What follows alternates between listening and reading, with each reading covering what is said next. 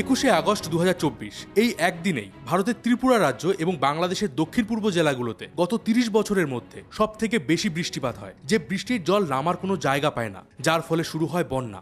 হু হু করে জল ঢোকে গ্রামে এবং শহরে, যার কারণে এখনো পর্যন্ত প্রায় 50 লক্ষ মানুষ ঘর ছাড়া হয়েছেন, 100-রও বেশি মানুষ প্রাণ হারিয়েছেন।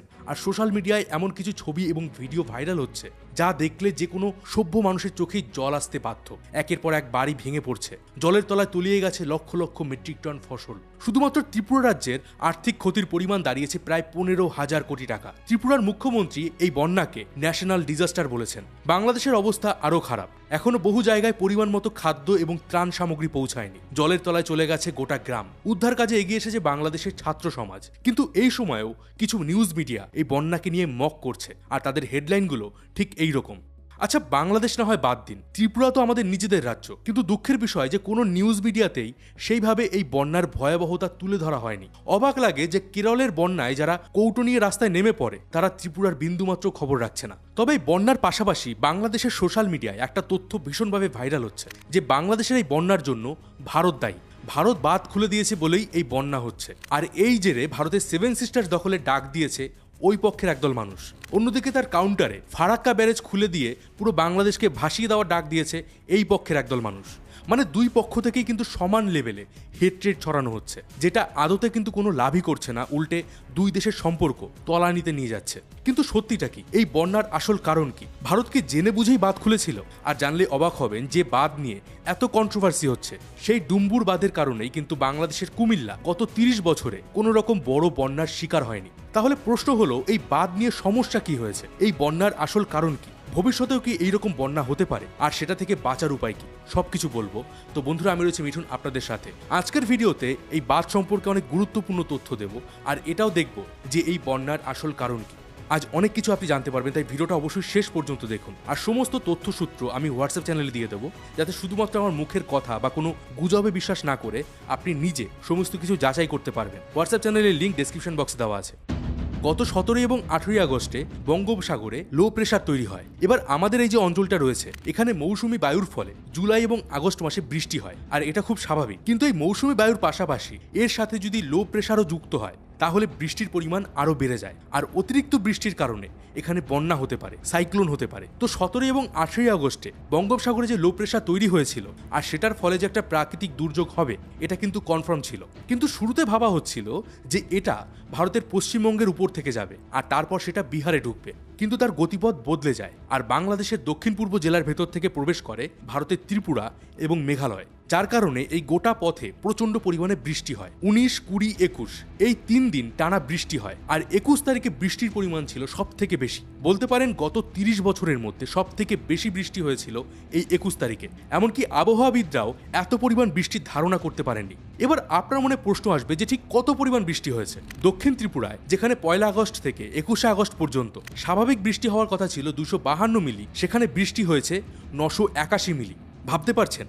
মানে স্বাভাবিক বৃষ্টির তুলনায় প্রায় 288% বেশি বৃষ্টি হয়েছিল। আর গোমতি এলাকায় স্বাভাবিক বৃষ্টির পরিমাণ ছিল 196 মিলি, কিন্তু সেখানে বৃষ্টি হয়েছে 656 মিলি। আর এটা কিন্তু আমি শুধুমাত্র দুটো জায়গার কথা বললাম। সম্পূর্ণ ত্রিপুরার প্রত্যেকটা এলাকায় প্রায় 100 থেকে 200% বেশি বৃষ্টি হয়েছে স্বাভাবিকের তুলনায়। অন্যদিকে বাংলাদেশের ফেনীতে 19 আগস্ট থেকে 20 আগস্টের মধ্যে বৃষ্টির পরিমাণ ছিল 304 মিলি। কুমিল্লায় বৃষ্টি হয়েছিল 210 মিলি। মৌলভীবাজার, নোয়াখালী, চট্টগ্রাম প্রত্যেকটা জায়গায় প্রচণ্ড পরিমাণে বৃষ্টি হয়েছে। এবার এত পরিমাণ বৃষ্টির কারণে স্বাভাবিকভাবেই পুরো এলাকায় বন্যার সৃষ্টি হয়েছে। কয়েক লক্ষ মানুষ এতে ক্ষতিগ্রস্ত হয়েছে, বাড়িঘর ভেঙে গেছে। কিন্তু সব থেকে আশ্চর্যের বিষয় হলো, এই সম্পূর্ণ বন্যার দায় চাপানো হয়েছে ভারতের ত্রিপুরা রাজ্যে থাকা ডুম্বুর বাঁধের উপর। বলা হচ্ছে যে ভারত ইচ্ছে করেই এই বাঁধটা খুলে দিয়েছে, যার কারণে বাংলাদেশের ফেনী এলাকায় ভীষণ ভয়াবহ বন্যা হয়েছে। এমনকি বাংলাদেশের ইন্টারিম গভর্নমেন্টের অ্যাডভাইজার নাহিদ ইসলাম এক প্রকার মিটিং করে এই বন্যার দায় ভারতের উপর চাপিয়ে দিয়েছেন, যে ভারত বাংলাদেশকে না জানিয়ে এই বাঁধ খুলে দিয়েছে। এবার এই কথাটা কি আদৌ সত্যি? চলুন এবার গুজব ছেড়ে একটু বৈজ্ঞানিকভাবে সম্পূর্ণ বিষয়টা বোঝার চেষ্টা করি। ভারতের ত্রিপুরা থেকে গোমতী নদী পাহাড়ি এলাকার মধ্য দিয়ে বয়ে গেছে বাংলাদেশে, যেটা বাংলাদেশের কুমিল্লা শহরের মধ্য থেকে গিয়ে দাউদকান্দি হয়ে মেঘনা নদীতে পড়েছে। এবার আপনি যদি ম্যাপ দেখেন তাহলে দেখতে পাবেন যে এই নদীর গতিপথ কখনোই বাংলাদেশের ফেনীর উপর দিয়ে যায়নি। ফেনী থেকে এই নদীর দূরত্ব অনেক বেশি। এর মানে এই নদীর জল হঠাৎ বেড়ে গেলে তার জন্য কখনোই ফেনীতে বন্যা হবে না। কিন্তু বারবার সোশ্যাল মিডিয়ায় এটাই বলা হচ্ছে যে এই নদীর কারণে বন্যা হয়েছে। 1974 সালে যখন বাঁধ নিয়ে ইউনাইটেড নেশনের কোনো আন্তর্জাতিক আইন ছিল না, সেই সময় এই ডুম্বুর বাঁধ নির্মাণ করা হয়েছিল। তখন বাংলাদেশ সরকার এই বাঁধ নিয়ে কোনো রকম আপত্তি করেনি, বা বলতে পারেন দুই দেশের সমঝোতা দিয়েই এই বাঁধ তৈরি হয়েছিল। তবে এই বাঁধ নিয়ে সব থেকে বড় বাধাটা কিন্তু ভারতের ভেতর থেকে এসেছিল। সেই সময় ত্রিপুরার প্রায় 40,000 ট্রাইবালরা এই বাঁধের বিরোধিতা করেছিল। তাদের চাষের জমি, ঘরবাড়ি এই বাঁধের কারণে ডুবে গেছিল। এমনকি আজও এই বাঁধটাকে ভেঙে ফেলার জন্য দাবি ওঠে, তবে সেটাও ত্রিপুরা থেকে। এবার আপনার মনে প্রশ্ন আসবে যে নদী তো আপন গতিতে চলবে, নদীতে বাঁধ আমরা কেন দেব? দেখুন, আমরা মানুষেরা সবসময় চেয়েছি প্রকৃতিকে কন্ট্রোল করতে। নদীর জলের উপর বাঁধ দিয়ে সেই জলকে সেচের কাজে ব্যবহার করা হয়, চাষাবাদের কাজে ব্যবহার করা হয়, নদীর জলে বাঁধ দিয়ে বিদ্যুৎ তৈরি করা হয়। এবার বাঁধ দেওয়ার কারণে কিন্তু অনেক ধরনের ক্ষতিও হয়। যেমন বাঁধের ফলে নদীতে পলি জমে নাব্যতা কমে যায়, জলে লবণের পরিমাণ বেড়ে যায়, জলজ প্রাণীর ক্ষতি হয়। এই কারণে বাঁধ নিয়ে পরিবেশ প্রেমীরা সবসময় কিন্তু বাধা জানিয়ে আসছেন। কিন্তু তারপরেও চীন, আমেরিকা, ইউরোপের বিভিন্ন উন্নত দেশগুলো নিজেদের ফায়দার জন্য নদীতে বাঁধ দেয়। এমনকি বাংলাদেশও তাদের নিজেদের দেশে কর্ণফুলী নদীর উপর কাপ্তাই বাঁধ দিয়েছে, যেটা দিয়ে একটা হিউজ পরিমাণে বিদ্যুৎ উৎপাদন করা হয়। এবার এই কাপ্তাই বাঁধ বানানোর সময় এখানকার ট্রাইবালরাও কিন্তু অনেক আপত্তি জানিয়েছিল। তাদের ঘর বাড়ি, চাষের জমি নষ্ট হয়ে গেছিল। আর এটা নিয়ে কিন্তু একটা ডকুমেন্টারি আছে, যেটা লিঙ্কও আমি হোয়াটসঅ্যাপ চ্যানেলে দিয়ে দেবো, আপনি ডিসক্রিপশন বক্স থেকে চ্যানেলে জয়েন হয়ে যাবে। তো মোট কথা হচ্ছে, কিছু পরিমাণ ক্ষতি হলেও আজকের দিনে নদীর উপরে বাঁধ দেওয়া হয়, কারণ বাঁধ দিলে ক্ষতির থেকে লাভের পরিমাণ অনেক বেশি থাকে। তো গোমতীর উপরে এই ডুম্বুর বাঁধ দিয়ে সে সময় একটা জলবিদ্যুৎ কেন্দ্র তৈরি করা হয়। এই জলবিদ্যুৎ কেন্দ্র দিয়ে 10 মেগাওয়াট বিদ্যুৎ তৈরি হয়, যেটা ত্রিপুরার মেইন গ্রিডে যায়। আবার সেই মেইন গ্রিড থেকে বাংলাদেশ 40 মেগাওয়াট বিদ্যুৎ নেয়। না, তারা ফ্রিতে নেয় না, অবশ্যই তারা সেই বিদ্যুতের জন্য টাকা দেয়। এখানে আমার বলার উদ্দেশ্য এটাই যে এই বাঁধের কারণে প্রত্যক্ষভাবে না হলেও পরোক্ষভাবে কিন্তু বাংলাদেশের কিছুটা হলেও লাভ হয়। তবে আরও একটা লাভ হয়, আজ থেকে 2-3 বছর পুরনো কিছু আর্টিকেল পড়লে আপনি সেটা খুঁজে পাবেন। এই গোমতী নদীকে একটা সময় বলা হতো কুমিল্লার দুঃখ। বাংলাদেশের জলসম্পদ এবং জলবায়ু বিশেষজ্ঞ ডক্টর আইনুর নিশাত বলেন, ডুম্বুর বাঁধ তৈরির আগে প্রায় প্রতি বছরই গোমতী নদীর কারণে কুমিল্লায় বন্যা হতো, তাতে ব্যাপক পরিমাণে ক্ষয়ক্ষতি হতো। কিন্তু বাঁধের ফলে বৃষ্টির জল বাঁধে আটকা পড়ে যায়, যার কারণে এখানে বন্যা হয় না। এবার এই গোমতী বাঁধ ভেঙে ফেললে বা এখানে যদি বাঁধ না থাকতো, তাহলে যেই বন্যার পরিমাণ আরো ভয়াবহ হতো, এটা আশা করি আপনারা বুঝতে পারছেন। তবে এখনো যদি না বুঝে থাকেন, তাহলে আরেকটু ডিটেলসে বলি। গত 17 এবং 18 তারিখে এই সম্পূর্ণ এলাকায় যে ভারী বৃষ্টি হয়েছিল, তার কারণে প্রত্যেকটা নদীর জল বেড়ে যায়। এবার বাংলাদেশের এই এলাকাটা নিচের দিকে হওয়ায় মেঘালয়, ত্রিপুরা এই সমস্ত রাজ্যগুলোতে হওয়া প্রচুর পরিমাণে বৃষ্টির জল সব নিচের দিকে নেমে আসে। আর সেই বৃষ্টির জল বাংলাদেশের নদীগুলোকে আরো ভরাট করে তোলে। উল্টে 19 আগস্ট ছিল পূর্ণিমা, যার ফলে নদীগুলো আরো ভয়াল রূপ নেয়। এর পাশাপাশি বহু বছর ধরে এই নদীগুলোর সংস্করণ ঠিকঠাকভাবে হয়নি। 2022 সালের একটা আর্টিকেলে বলা হচ্ছে, কুমিল্লার মধ্যে যে গোমতী নদী বয়ে গেছে তা ময়লা আবর্জনায় পরিপূর্ণ হয়ে গেছে। লোকজন নদীর বাঁধের উপর দোকান বানিয়েছে, অনেকে এই নদীর জায়গা দখল করে নিয়েছে। আর আমি এটা কিন্তু শুধুমাত্র কুমিল্লার কথা বললাম, নোয়াখালী, ফেনী প্রত্যেকটা জায়গায় এই নালা, খাল এগুলো দখলদারি করে সেখানে বেশ কিছু মানুষ ঘর তুলেছে। আর এই সংস্কারের অভাব এবং দখলদারি করার কারণে জল নামার পর্যাপ্ত জায়গা এগুলোতে নেই, ফলে স্বাভাবিকভাবেই বন্যার পরিস্থিতি তৈরি হয়েছে। এখন প্রশ্ন হলো, ভারত কি ইচ্ছে করেই বাঁধ খুলে দিয়েছিল? এটাও বুঝিয়ে বলছি। ডুম্বুর বাঁধ ভারতের সীমান্ত থেকে প্রায় 120 কিলোমিটার দূরে অবস্থিত। অর্থাৎ ভারত যদি ইচ্ছে করে বাঁধ খুলে দেয়, তাহলে বাংলাদেশের কুমিল্লা ডুবে যাওয়ার আগে ত্রিপুরার প্রায় 120 কিলোমিটার এলাকা ডুবে যাবে, সেখানের মানুষ মরবে, চাষের ক্ষতি হবে। তাই ইচ্ছে করে বাঁধ খুলে দেওয়ার যে যুক্তি, এখানে সেটা আসেই না। কিন্তু এই ডুম্বুর বাঁধ খুলেছিল। আর এখানে বুঝতে হবে, খুলে দেওয়া হয়েছিল আর খুলে গেছিল, এই দুটোর মধ্যে কিন্তু পার্থক্য আছে। খুলে দিয়েছে বললে বোঝায় যে ইচ্ছাকৃতভাবে সেটা খুলে দেওয়া হয়েছে, যেটা কিনা সোশ্যাল মিডিয়ায় ছড়ানো হচ্ছে। কিন্তু আসলে যেটা হয়েছিল সেটা হলো এই বাঁধটা অটোমেটিক্যালি খুলে গেছিল। এবার প্রশ্ন আসবে যে কিভাবে একটা বাঁধ অটোমেটিক্যালি খুলে যেতে পারে? যখন একটা বাঁধ বানানো হয় তখন তাতে বেশ কিছু গেট লাগানো হয়, প্রয়োজনে জল ছাড়ার জন্য। জলের পরিমাণ বেড়ে গেলে এই গেট খোলা হতে পারে, আর গেট যদি না খুলে যায় তাহলে এই বাঁধ ভেঙে যাওয়ার সম্ভাবনা থাকে। আবার শীতকালে যখন নদীর ওপারে জলের পরিমাণ কমে যায়, তখনও এই গেট খোলা হতে পারে। তো বিভিন্ন কারণে গেট খোলা হয়। সারা পৃথিবী জুড়ে প্রায় 9 থেকে 10 রকমের গেট বাঁধে ব্যবহার করা হয়। একটা হয় স্লাইড গেট, যেখানে ক্রেনের মাধ্যমে গেটটাকে উপরের দিকে টেনে দেওয়া হয়, যার ফলে অতিরিক্ত জল বের হয়ে যায়। আর একটা হয় স্পিলওয়ে গেট, যেখানে জল বেশি হলে নিজে থেকেই উপচে পড়ে যায়। আর একটা হয় অটোমেটিক গেট। এই ভিডিওটা এবার আপনারা একটু দেখুন।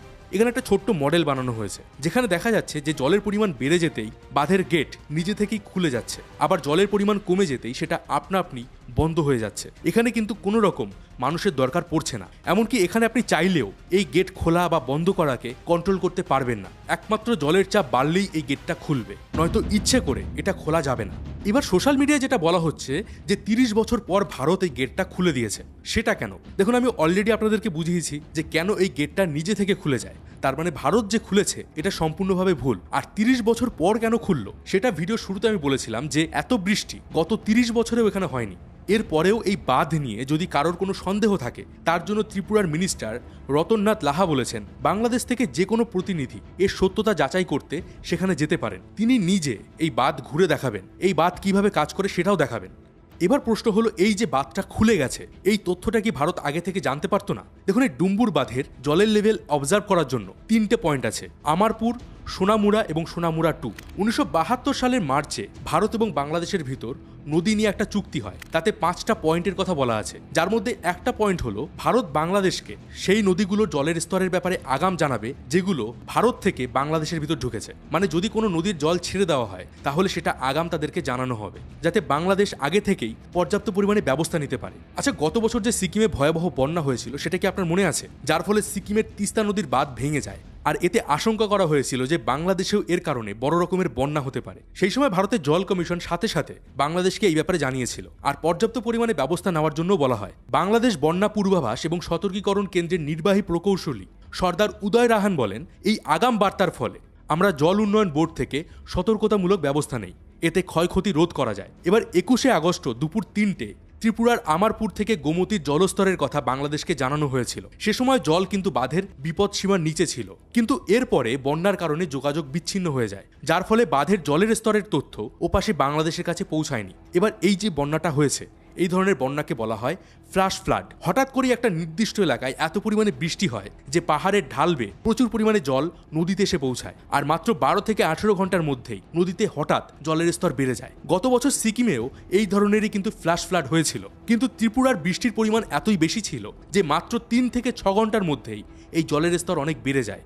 ডুম্বুর বাঁধে জলের স্তর 94 মিটার পার করার সাথে সাথেই অটোমেটিক গেট খুলে যায়, যার ফলে নদীতে জলের পরিমাণ আরও বেড়ে যায়। ত্রিপুরার 120 কিলোমিটার এলাকা পার করে সেই জল বাংলাদেশে ঢোকে, যেখানে আগে থেকেই ভারী বৃষ্টি হচ্ছিল। দুদিন আগে পূর্ণিমা ছিল, যার কারণে নদী অলরেডি ফুলে ফেপেছিল। তার উপরে এই ফ্ল্যাশ ফ্লাডের জল যুক্ত হয়, যার ফলে গ্রাম থেকে শহর সব ডুবতে শুরু করে। আশা করি আপনারা বুঝতে পেরেছেন যে কেন এই বন্যা এত ভয়াবহ রূপ নিয়েছে আর কেন এই বন্যার পেছনে ভারতের কোনো ষড়যন্ত্র নেই। আর যদি মনে হয় যে ভারত এবং বাংলাদেশের মধ্যে কিছু ডিসপিউট আছে, সেটা কিন্তু এইভাবে দুটো দেশের নামে আজে বাজে পোস্ট করে এই সমস্যার সমাধান কখনোই সম্ভব নয়। প্রতিটা দেশ তাদের নিজেদের স্বার্থ দেখবে, এটাই বিশ্ব রাজনীতির অঙ্গ। তাই এই ধরনের বাঁধ বানানো, নদীতে জলের বন্টন, এগুলো নিয়ে ফেসবুকে আমি বা আপনি সমাধান করতে পারবো না। এগুলো সমাধান হবে কূটনৈতিক স্তরে।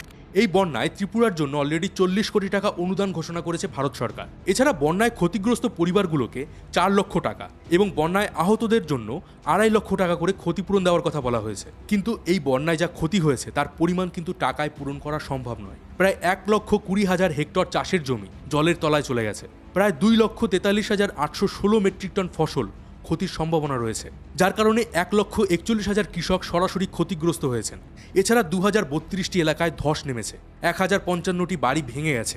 বাংলাদেশেরও প্রায় 30 থেকে 40 লক্ষ মানুষ এই বন্যার ফলে অ্যাফেক্টেড হয়েছেন। বহু মানুষ এখনও ঘর ছাড়া, খাদ্যের অভাব, ইলেকট্রিসিটি নেই, এখনও অনেক এলাকায় খাদ্য পৌঁছায়নি। তো প্রশ্ন হলো, এই ধরনের ভয়াবহ বন্যার আসল বা প্রকৃত কারণ কি, আর কিভাবে এর থেকে আমরা বাঁচতে পারবো?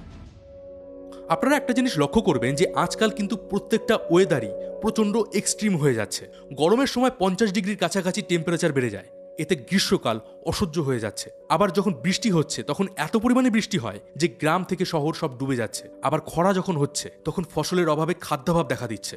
আবার শীতকালে প্রচণ্ড পরিমাণে শীত পড়ছে। আর এই সমস্ত কন্ডিশনগুলোকে বলা হয় এক্সট্রিম ওয়েদার। নাসার মতে এই এক্সট্রিম ওয়েদারের প্রধান কারণ হচ্ছে ক্লাইমেট চেঞ্জ বা জলবায়ুর পরিবর্তন। গত 20 বছর ধরে পরিবেশবিদরা আমাদের কানের কাছে বারবার করে চিৎকার করে বলেছে যে প্রকৃতিকে বাঁচাও, নইলে মানব জাতির ভীষণ ক্ষতি হবে। কিন্তু আমরাই চুপ ছিলাম। ইন্টারন্যাশনাল লেভেলে ক্লাইমেট চেঞ্জ নিয়ে একের পর এক সামিট হয়েছে, কিন্তু কোনো ফলাফল বের হয়নি।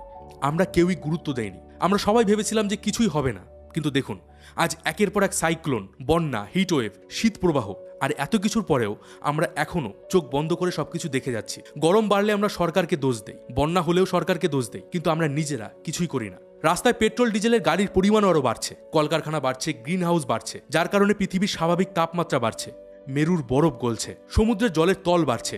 স্বাভাবিক তাপমাত্রা বাড়ার কারণে সমুদ্রের জল বাষ্পীভূত বেশি হচ্ছে। 1 ডিগ্রি তাপমাত্রা বাড়লেও বাতাসে 7% বেশি জলীয় বাষ্প জমা হয়, যার ফলে হয় প্রচণ্ড বৃষ্টি, আর সেই বৃষ্টি থেকে হয় বন্যা। আমি জানি যে এই সমস্ত ক্লাইমেট চেঞ্জের লেকচার শুনতে ভীষণ বোরিং লাগে, আমারও লাগতো। আর আমিও স্কুলে পরিবেশবিদ্যার ক্লাসে ওই আড্ডা মেরে গল্প করে কাটিয়ে দিতাম। আর আজ আমার নিজের বাড়ির সামনে একটু বৃষ্টি হলেই জল জমে যায়। হ্যাঁ, এর জন্য আমি, আপনি সবাই দায়ী। এই পরিবেশকে রক্ষা না করলে পরিবেশ কিন্তু আমাদের রক্ষা করবে না।